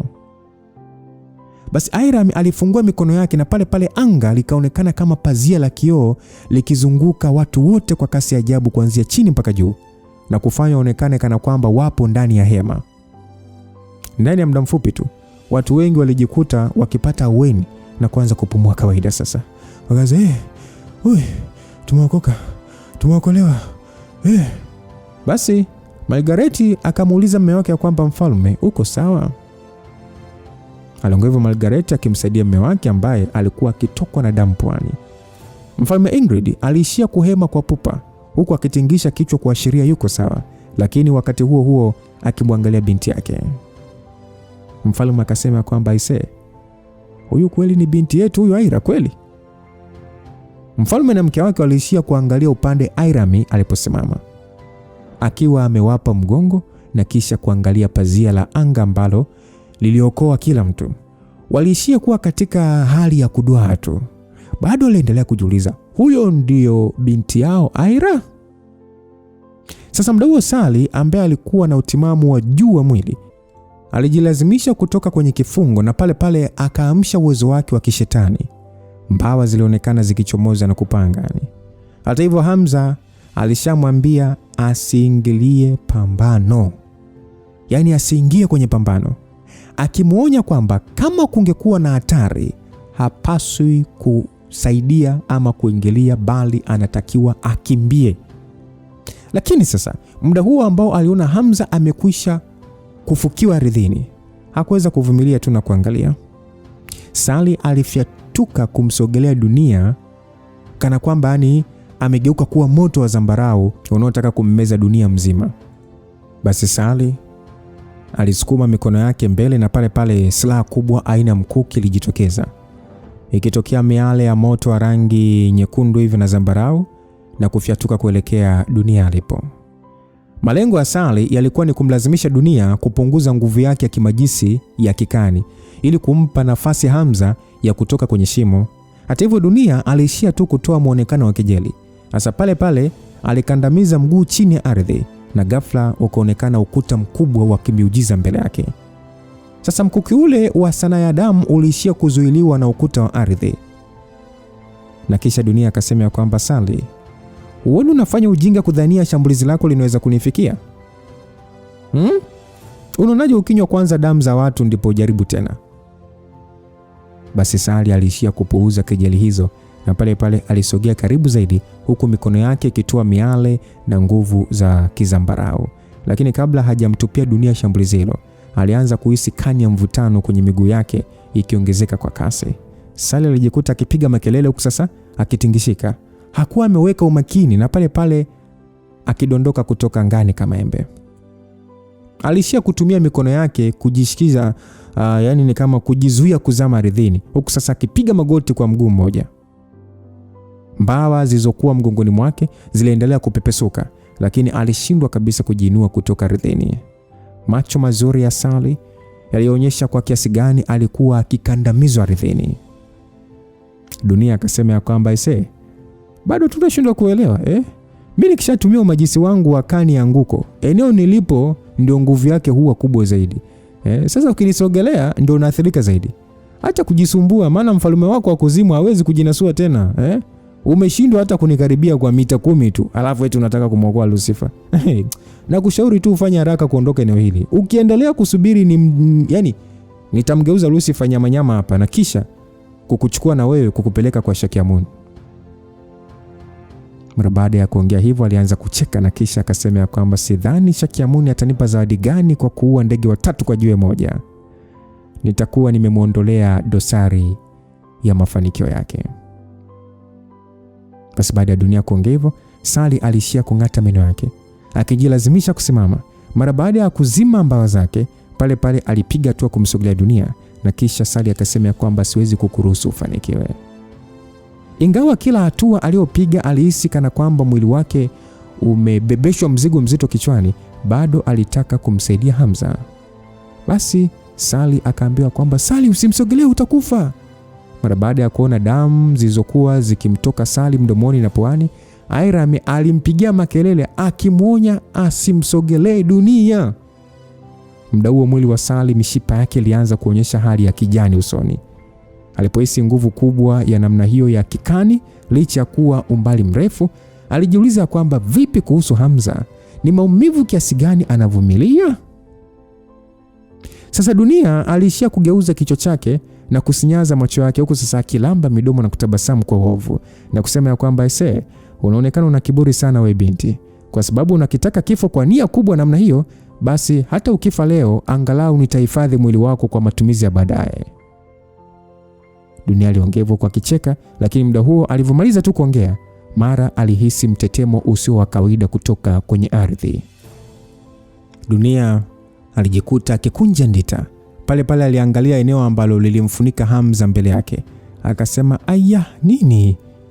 Haiwezekani Seki, vipi?" Wakati tu akifikiria hilo, mtetemo ule ulizidi kuongezeka maradufu. Ilikuwa ni sauti kama vile kulikuwa na mashine kubwa yenye nguvu kutoka chini ardhi ikichimba kuelekea nje. Ndani ya sekunde 3 tu, eneo lile lililomfunika Hamza lilitawaliwa na ukungu wa mwanga wa dhahabu. Sekunde ya 4 tu ulifuata mungurumo. Sasa mawe yalifyatuka na kusambaa kila mahali kana kwamba ni volkano inalipuka. Hamza alipochomoka akiwa na vumbi mwili mzima, alionekana kama ni kama uji wa lava hivi kwa jinsi alivyoenda hewani, akiwa na silaha yenye weusi usio wa kawaida. Alifyatua kumlenga Dunia huku yeye akisogea mbali zaidi. Sasa Airam na Sally wote walijikuta wakishangazwa sana na swala hilo. Ni muda ule Sally aliweza kugundua silaha nyeusi ambayo Hamza alishikilia ni ile ile aliyotumia kupambana naye kule Brazil mpaka akamweza. Kuanzia siku ile na mpaka siku hiyo hakuwahi kumwona Hamza akiitumia tena wala kuitaja. Bila shaka pia hakujua asili ya silaha hiyo, lakini muda huo ilionekana ni silaha iliyobeba matambiko ya kikale, huku sasa ikitoa msisimuko mkubwa wa madhara. Kujumlisha na uzito wake, ilionyesha kabisa ni aina ya silaha ambayo hata ikitupwa huwezi kuiokota. Katika dunia hii, si kila aina ya silaha zinaweza kubebwa na mtu yeyote. Hiyo ni kwa sababu silaha yenyewe hubeba nafsi kubwa yenye nguvu ya kiroho ndani yake. Kwa wale ambao walishawahi kuangalia movie labda ya Captain America, umeona kuna ule mwamba ambaye ana nyundo. Kuna musika mmoja ana nyundo kubwa. Ile nyundo sio kila mtu anaibeba, ni yeye pekee ndo anaweza kaishika ile nyundo. Yaani hata kininginiza ukutani akaiacha, hamna mtu mwingine anaweza kaitoa, ama akiweka chini hamna mtu anaweza kuinyanyua. Sasa ndio kama ilivyo kwa silaha ya Hamza alionayo. Si kila aina ya silaha zinaweza kubebwa na mtu yote. So Hamza alirudi chini kwenye ardhi akiwa ameshikilia silaha ile kubwa, huku sasa mwili wake wote ukitoa mvuke wa rangi ya dhahabu. Miale ya mwanga pia ilionekana kwenye macho yake na kumfanya aonekane kama simba aliyejeruhiwa. Ingawa Hamza alikuwa na damu kwenye nguo zake zote, majeraha yake yote yalikwisha kupona. Dunia alijikuta akishtuka mara baada ya kugundua umajisi wake wa kikani haukufanya tena kazi mbele ya Hamza. Dunia kwa kuhamaki akasema kwamba wewe ni kitu gani umefanya ise? Hamza muonekano wake ulikuwa ukauzu na alishia kuongea kwa sauti nzito akasema kwamba unadhani ni wewe pekee ambaye unaweza kuficha uwezo wako tokea mwanzo? Dunia aliishia kuchezesha macho yake na kutoa tabasamu la kulazimisha na akasema kwamba inaonekana una ugumu kiasi kuliko nilivyodhani Hamza alimwangalia Sally kwa macho ya kumfokea na kisha akamwambia, wewe hivi kwa nini haunisikilizi? Si nishakwambia usifanye chochote? Hebu sogea mbali. Mara baada ya kufokewa, Sally alihisi kukosewa, lakini bado alikuwa na furaha. Hivyo haraka alisogea mbali. Dunia akasema kwamba anaweza kuelewa ulikuwa umeficha uwezo wako, lakini nashindwa kujua hiyo silaha kubwa umeitolea wapi. Aliongea Dunia huko sasa akishika kidevu chake kama mtu anayefikiri hivi. Kisha pale akaongea tena akasema kwamba au usiniambie na wewe unajifunza kanuni za anga ili kuficha vitu kwenye mifuko ya anga. Msikilizaji, kuhusu siri ya pete kumwezesha kutoa silaha, ilikuwa ni siri yake ambayo hakutaka mtu kujua. Lakini bado Hamza alishangaa kuwa na uwezo wa kuitoa silaha hiyo kwenye ulimwengu wa pete. Hamza mara baada ya kuingia kwenye mtego wa kani ya anguko, aliona atumie mbinu ya mgawanyiko kupandisha uwezo wake. Sasa mara baada ya kugawanyika moja kwa moja, nguvu zake zilionekana kuongezeka maradufu, na matokeo yake hata athari za mvutano wa kani ya kimajisi zilipungua kwa kiasi kikubwa. Wakati akiwa chini, hisia zake zilikuwa zikielewa kabisa kinachoendelea juu. Hata baada ya kuhisi Sally akiwa kwenye hatari, alikuwa na wasiwasi uliomfanya kuchomoka kutoka chini kwa kulazimisha sasa, kwa sababu aliona huyu binti huyu hasikii, anaweza kafa. Lakini ili kufanya hivyo alihitaji silaha yenye uwezo wa kutoboa. Sasa Hamza aliona kama ingekuwa silaha ya kawaida na ndogo, isingekuwa na ufanisi wa kutosha kutengeneza njia. Hivyo kwenye akili yake akatamani silaha kubwa zaidi ambayo ingemwezesha kukata mawe na mchanga na kupita. Ni kwa mawazo hayo tu pete ikamletea silaha hiyo nyeusi. Mwanzoni Hamza kila alipojaribu kuita silaha hiyo alikuwa akishindwa kabisa. Yaani ni kama haimsikii. Kuna muda hata alihisi labda ni mpaka kuingia kwenye hali ile ya ushetani wake ndipo anaweza kuitumia. Lakini sasa kutokana na mazoezi makali aliyofanya hivi karibuni, nadhani ndio mwenyewe unakumbuka mazoezi aliyofanyia kwenye volcano ni kama uwezo wake uliongezeka na kumfanya silaha hiyo kukubali kuitwa kirahisi. Ni hivyo tu, kwa bahati mbaya Hamza hakuwa na uelewa wa kutosha juu ya asili ya silaha hiyo. Alikuwa tu na hisia kwamba ilikuwa na nguvu kubwa sana. Sasa mdogo Hamza alipotezea mawazo juu ya silaha hiyo, na sasa macho yake yote yalisimama kwenye uso wa Dunia. Ghafla tu alikita mguu wake chini, na kama vile amegeuka kombora, alifyatuka mbele huku akifyatua ile silaha pia. Silaha ile nayo ilikusanya nguvu kubwa ya kusudi ambayo ilijidhihirisha katika rangi ya weusi. Weusi wa nishati ule ulikuwa na nguvu na msisimko mkali mno, kama wa mnyama ambaye hajawahi kuwepo duniani. Utimamu wa Hamza ulikuwa tofauti kabisa na wa mtu wa kawaida. Tofautisha na silaha za kawaida, Hamza alipendelea silaha nzito nzito kama hizo. Sasa muda ambao Hamza alifyatua silaha ile, alihisi aina fulani hivi ya furaha moyoni. Mwili wote wa Dunia ulitawanyika kama vumbi. Ilikuwa ni kama alivyotegemea kwa Dunia kuacha kibaraka nyuma. Hata hivyo, kwa uzoefu ambao Hamza alikuwa amepata muda huo, hakujali tena kuhusu kumtafuta katika mwili halisi. Alishia tu kupaza sauti akiita Aira. Aira aliposikia sauti hiyo aliweza kuelewa mara moja. Kutokana na Dunia kutafutwa, alikuwa amepunguza makali ya umajisi ule wa kikani na kumfanya sasa iwe rahisi kwa Aira kumtafuta. Basi Aira akasema kwamba yule pale. Aira mara baada ya kutupa wimbi la elementi za mwanga, aliweza kumuona Dunia akiwa katikati ya kundi la wageni. Ni pale pale watu walielewa Dunia alikuwa akitaka kutumia watu wasio na hatia kama kinga yake ili Hamza asimshambulie moja kwa moja. Hata hivyo Hamza alishia kutoa mguno wa kejeli tu. Na pale pale pasipo kuongea neno, alipiga hatua mbele na kusogea mita 10 karibu na wageni wale. Pale pale alielekeza silaha ile chini ya ardhi na kisha akaikita chini. Baada ya mtikisiko mzito, nguvu ya kusudi ilisambaa kana kwamba ilikuwa na macho ya kupenya kati ya kundi lile la watu, ikishambulia pasipo kudhuru wale watu. Yaani sana risasi unapigwa wewe na ukaamua kujichanganya kwa watu sokoni, na hiyo risasi inamkwepa kila mtu, yani nakata kona inakufuata wewe. Sio movie la Kihindi ile, ni vita ya watu wenye nguvu zao wanaojua kutumia nguvu ya nishati ya mbingu na ardhi. Ingawa Hamza alijua kwa kudhibiti mashambulizi yake ya kusudi yanapunguza makali yake, bado alifahamu fika Dunia alikuwa ni majisi tu, na akiguswa hata na 10% ya nguvu za pigo lake angepata madhara. Basi Hamza pale pale toa sauti ya juu na kusema kwamba kimbieni, na pale pale wageni wale waliohisi hatari wakaanza kutawanyika. Hamza alichukua faida kutawanyika kwa watu na kisha akaachia pigo lingine kwenda chini ya ardhi kana kwamba mtu anachimba. Dunia ambaye alionekana kujificha kwenye ardhi alijikuta akionekana. Aliinua mkono wake na kutumia ile bangili kuzuia pigo la Hamza. Hata hivyo, mwanga wa bangili ile ulikuwa hafifu sana, ikionyesha wazi haikutosheleza kukabiliana na hilo pigo. Ingawa Dunia alikuwa na wasiwasi mkubwa, bado alionekana kujiandaa. Ni muda ule alionekana kunena baadhi ya maneno huku sasa akinyosha mkono kuelekea kwa nani? Kwa Hamza. Dunia akasema kwamba minyororo ya ardhi ukiwa usio na mwisho. Basi ni muda ule kani ile ya kimajisi iliamka tena ikiwa kubwa kuliko mwanzo na kumzingira Hamza kana kwamba ni minyororo ikimfunga na kumvuta chini. Lakini sasa upande wa Hamza, wakati akijiandaa kumwachia Dunia pigo la kummaliza, aligundua kulikuwa na hali tofauti kwenye mwili wake, licha ya kwamba shambulizi lilikuwa lile lile.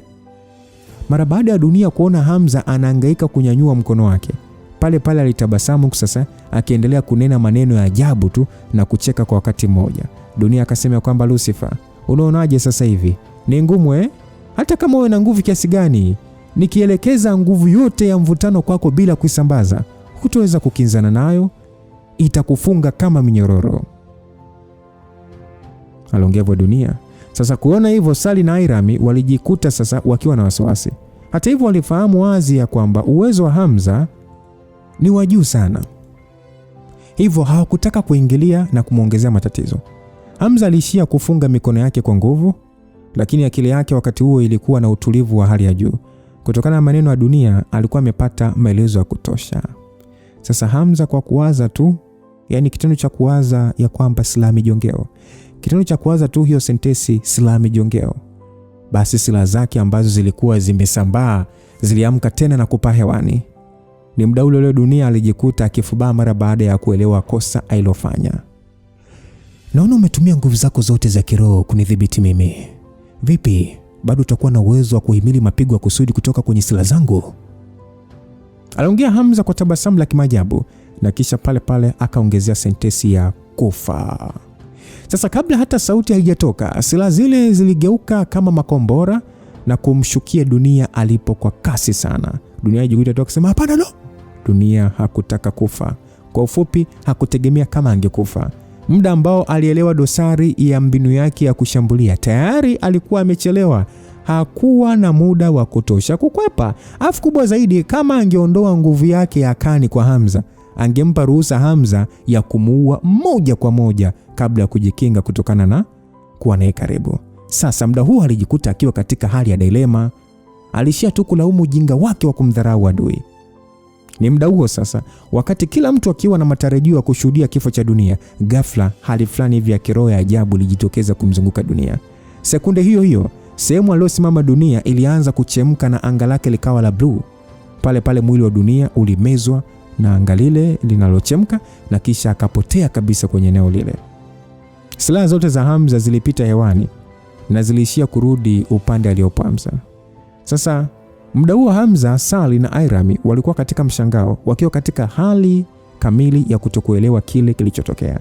Ni muda ule ule anga lile la blue lililochemka lilionekana tena kando ya ziwa, na pale pale Dunia akaonekana tena. Lakini awamu hiyo kando ya Dunia kulikuwa kuna mtu mwingine, mwanaume alionekana katika umri wa miaka 30 hivi. Alikuwa mrefu na amenyooka kama sanamu, huku akiwa na nywele za blue zilizojikunja kunja, lakini pia alikuwa na unyororo wa sura kama mwanamke. Mwanaume huyu alikuwa amevalia shati nyeupe, viatu vya ngozi, huku mkononi akiwa ameshikilia kitu kilichokuwa kama madini vya almasi ya blue. Muda huo alikuwa akisambaza ukuu au hadhi kubwa. Kumlinganisha na Dunia ilikuwa ni kama mbingu na ardhi. Hujanisikia? Kumlinganisha huyu mwamba na Dunia ilikuwa ni mbingu na ardhi. Sasa muda huo Hamza, mara baada ya kumuona mtu huyo na kufikiria namna umajisi ule ulivyofanyika, alishindwa kujizuia. Kisha akauliza kwamba huu sio umajisi wa kanuni za anga kweli? Inaonekana hivyo, vinginevyo ni ngumu kuelezea. Ni sahihi kabisa, yule bwana anaonekana kuwa mwanachama namba 3 umoja wa Magedon Shakyamuni, anayefahamika kwa jina la Void. Inamaanisha Shakyamuni ili tu kukupata kaamua kutuma mtu mwenye nguvu kiasi hiki? Aliongea Hamza, huku muda huo sasa muonekano wake ukiwa serious zaidi. Yaani kwamba ili tu kuhitajika kwa Irami, amehitajika mtu anayeshika nafasi ya 3. Tukumbukeni nafasi ya pili inashikwa na nani? Na yule mtabiri mwamba anayejua dakika 10 mbeleni kuna nini.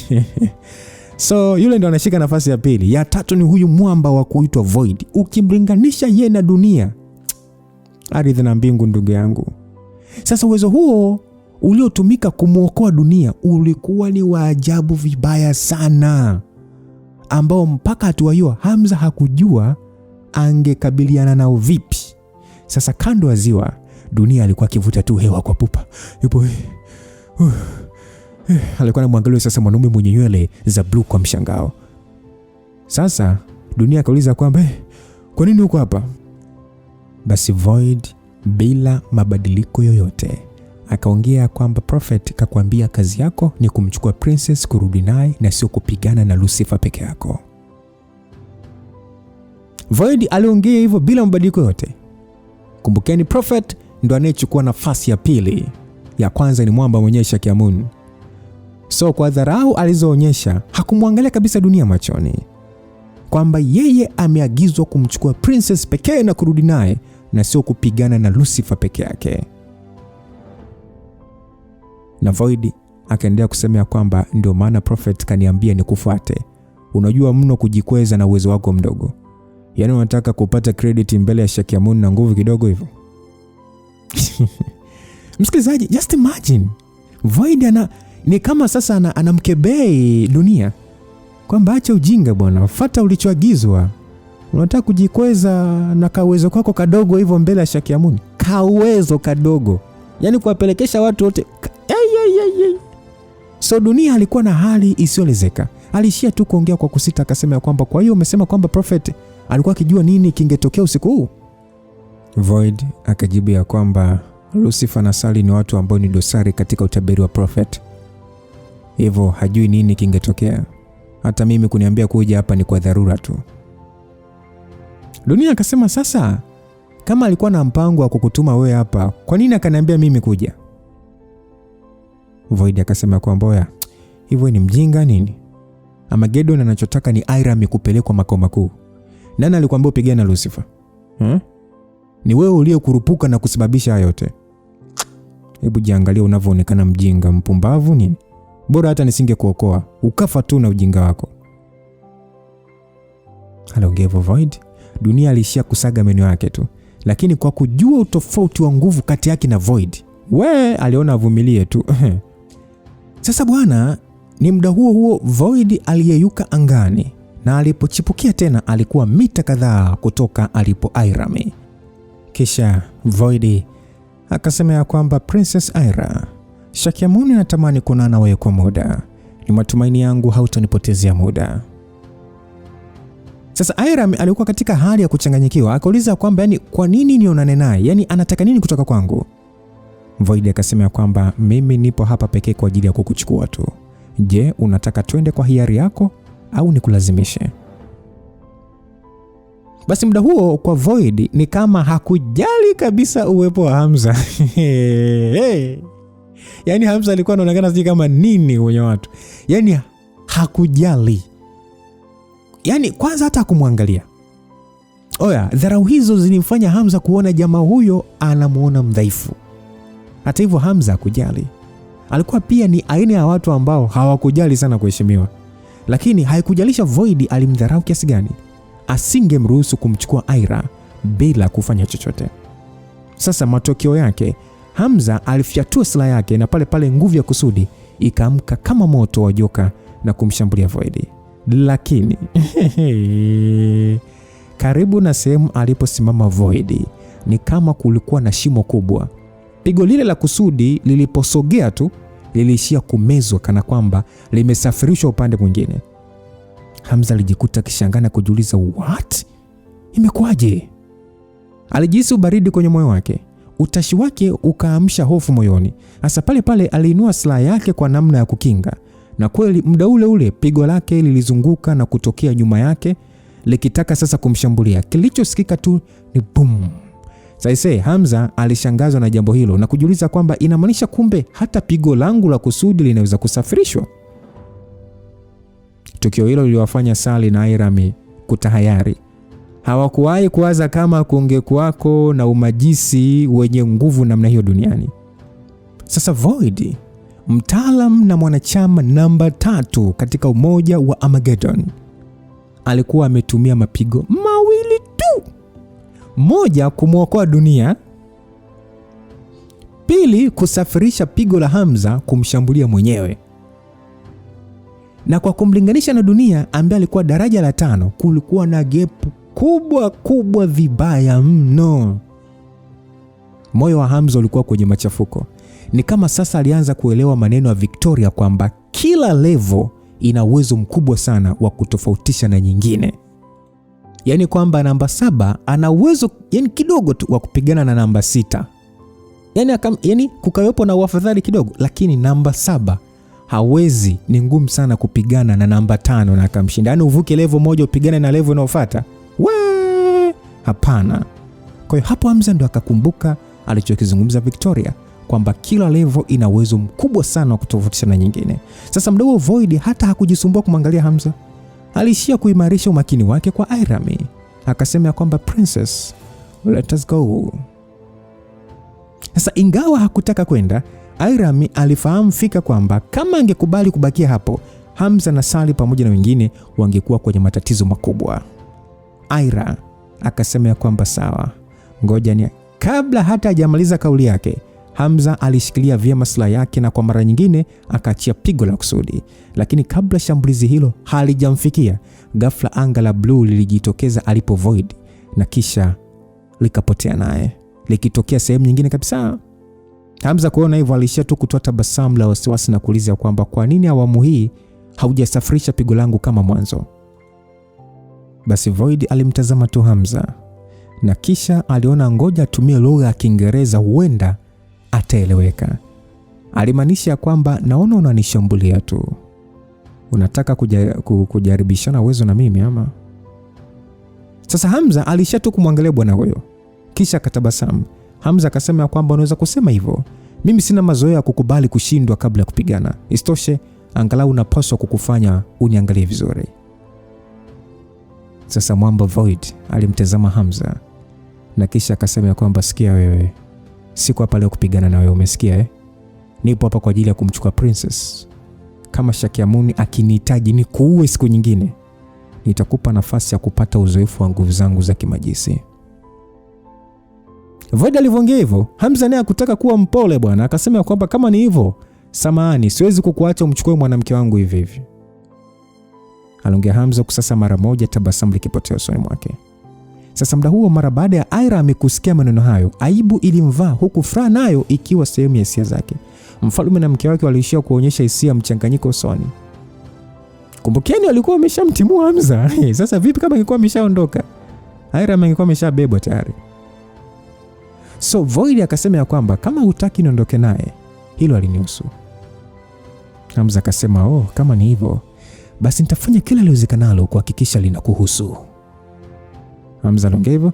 Sasa pale pale silaha zilizokuwa zimesambaa kwa mara nyingine ziliamka juu angani. Wakati huo huo aligeuka na kisha akasema kwamba Irami, nitadili na huyu mtu kuanzia hapa. Potea ndani ya eneo hili asikukamate. Irami mara baada ya kusikia maneno hayo alijikuta akielewa. Pale pale aligeuka akiwa na nia ya kujigeuza kuwa hewa ili kupotea ndani ya eneo hilo. Ili mradi akigeuka kuwa elementi za hewa, angekuwa na uwezo wa kujificha ndani ya eneo hilo na kumfanya Void asimuone. Lakini mara tu alipotaka kujificha, macho ya Void yaliongezeka umakini kwake.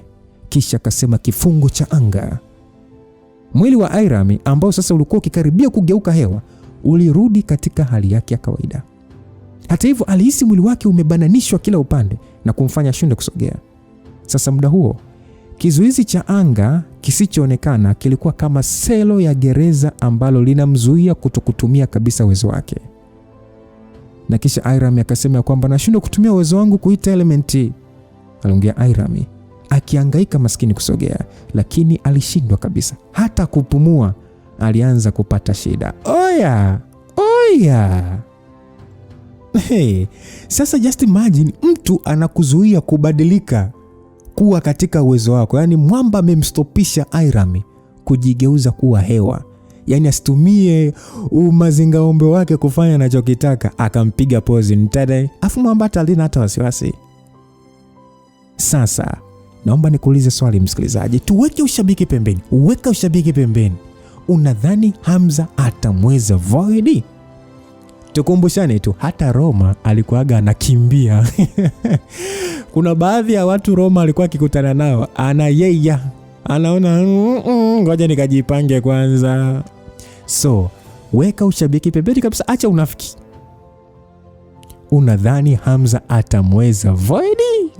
Tukutane sehemu inayofuata kuona sasa hili varangati litakwendaje. Vita kali kati ya mwamba namba 3 pamoja na kijana wetu Hamza, lakini mrembo kafatwa. Je, atabebwa ama atabakia? Neema ya Mungu iliyotukutanisha sehemu hii ya 148 iambatane nasi katika sehemu ya 149. Tukutane wote tukiwa na uzima wa afya kufahamu kipi kitakachoendelea. Mdo tulikuwa na Lucas Lumbas. God with you till we meet again. Bye bye.